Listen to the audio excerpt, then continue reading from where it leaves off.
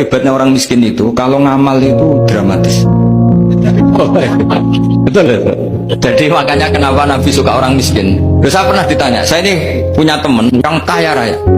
Dia biasa ngamal 1 miliar, 2 miliar.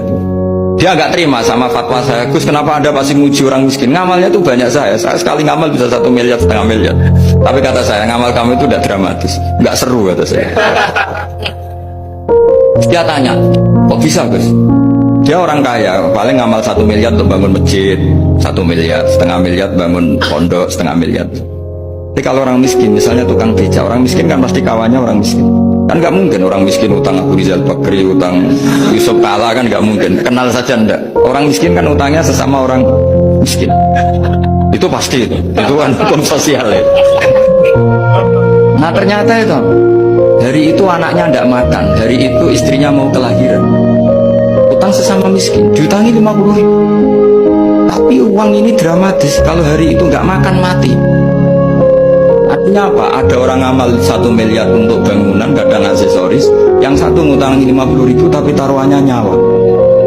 Nah sekarang menyelamatkan nyawa sama bangunan keren mana? Maka berbahagialah orang miskin, karena komunitas mereka ini utang piutang urusan apa? Jadi ini lebih dramatis ya, lebih dramatis, lebih keren. Makanya utang piutang orang miskin itu paling diabadikan Quran karena lebih keren, lebih keren. Kalau sering kan dengar cerita mereka orang itu nah, cerita yang diabadikan Quran itu wa yusiruna ala anfusihim walau kana bihim khassas. Itu Nabi ngumumkan saya punya tamu tapi hari ini saya tidak bisa hormat tamu. Ada sahabat yang usul saya ya Rasulullah. Perlu dicatat dulu di Arab pun nggak ada warung, nggak ada GoFood, nggak bisa kamu pesen online terus. Oh nih nanti delivery gitu nggak bisa. Nah terus akhirnya datang ke rumahnya, datang istri saya ada makanan tidak ada hanya untuk jatahnya bayi.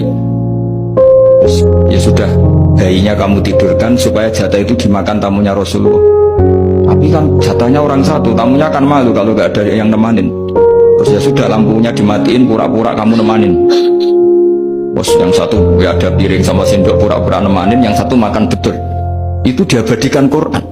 Karena apa? Dramatis gitu. Sehingga pagi-pagi dia datang ke Nabi, kamu punya amal apa? Sehingga tadi malam ada ayat wa yusiruna ala anfusihim walau kana bihim khassas. Mereka mengalahkan kepentingan dirinya sendiri meskipun punya kepentingan sendiri demi tamu tadi.